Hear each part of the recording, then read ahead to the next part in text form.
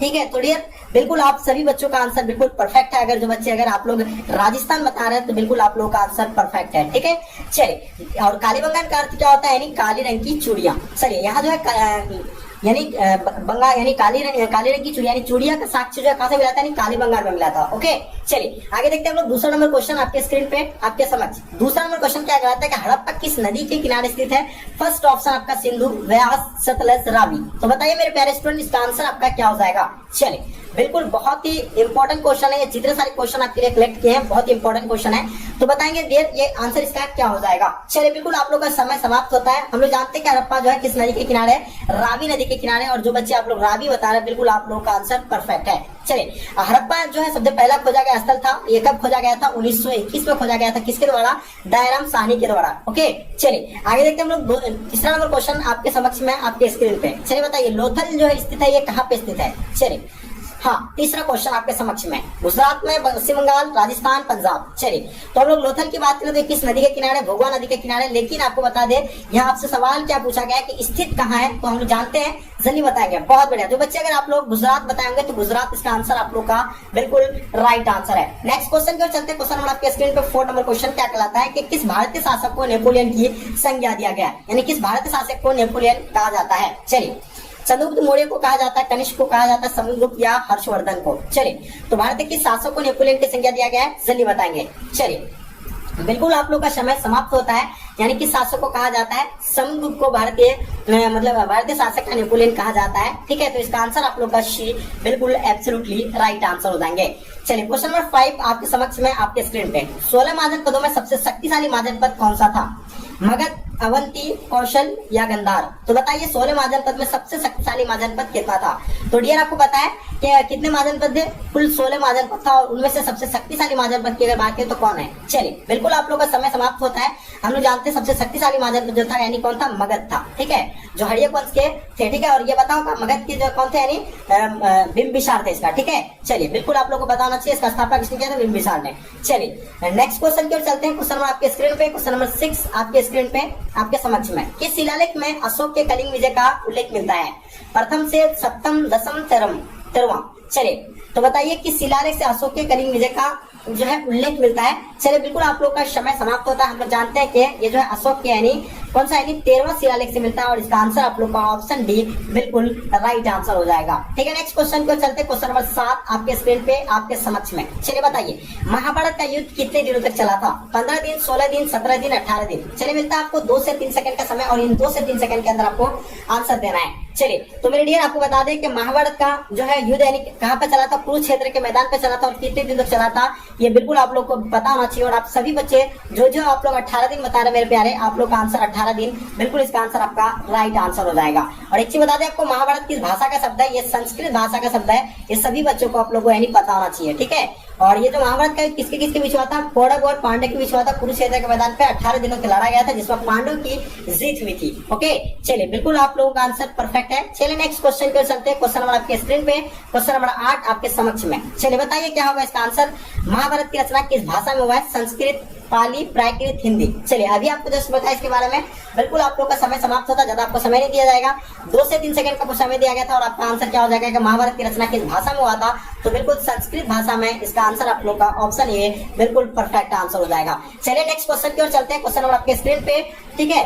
चलिए क्वेश्चन आपके स्क्रीन पे, हाँ चलिए क्वेश्चन 9 नंबर क्वेश्चन देखिएगा आपके स्क्रीन पे आ गया है, क्या बताइएगा, ठीक है। पुराणों की संख्या कितनी है, 16, 18, 19, 20। चलिए हाँ देखिए आपको 2 से 3 सेकंड का आपको आंसर दिया गया मेरे प्यारे।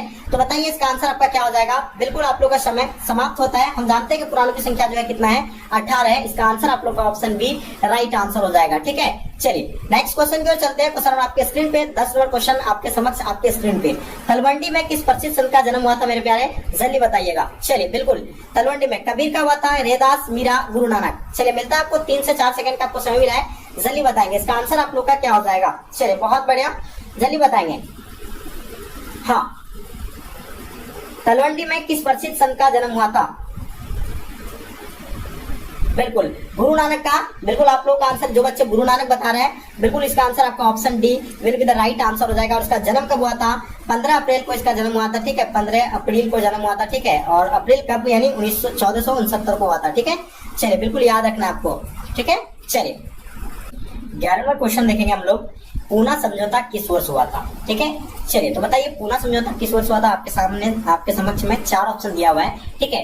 तो इसमें बात करें पूना समझौता 1932, 1934, 1939, 1942। तो डियर जल्दी बताइए, 2 से 3 सेकंड का आपको समय दिया गया है, जल्दी से बताएंगे। तो हम लोग जानते हैं पूना समझौता कब हुआ है। बिल्कुल आप सभी बच्चों का आंसर बिल्कुल परफेक्ट आ रहा है, यानी पूना समझौता 1932। जो बच्चे 1932 बता रहे हैं, बिल्कुल आप सभी बच्चों का आंसर बिल्कुल परफेक्ट है, ठीक है। और आपको बताया तृतीय गोल्ड सम्मेलन भी जो है 1932 को हुआ था, ठीक है, तीसरा। और प्रथम जो हुआ आपको पता 1930 को हुआ था प्रथम, दूसरा 1931 और तीसरा जो 1932 को हुआ था प्रथम गवर्नमेंट सम्मेलन 1930, दूसरा 1931, तीसरा 1932, ठीक है। तो इसका आंसर आपका क्या हो जाएगा 1932 will be the right answer होगा, ठीक है। चलिए नेक्स्ट क्वेश्चन की ओर चलते हैं। क्वेश्चन नंबर 12 आपके स्क्रीन पे, अशोक किस वंश का शासक था? नंद वंश, मौर्य वंश, पाल, इनमें से कोई नहीं। तो बताइए मेरे डियर इसका आंसर आप लोग का क्या हो जाएगा, जल्दी बताएंगे। मोस्ट इंपॉर्टेंट क्वेश्चन है। तो बताएंगे अशोक जो थे किस वंश के थे। चलिए बिल्कुल आप लोगों का समय समाप्त होता है मेरे डियर। जो बच्चे आप लोग बता रहे कि अशोक मौर्य वंश के थे, तो बिल्कुल मौर्य वंश आप लोगों का आंसर बिल्कुल राइट आंसर होगा। जितने सारे बच्चे आप लोग मौर्य वंश बता रहे हैं, बिल्कुल आप सभी बच्चों का आंसर परफेक्ट है, ठीक है।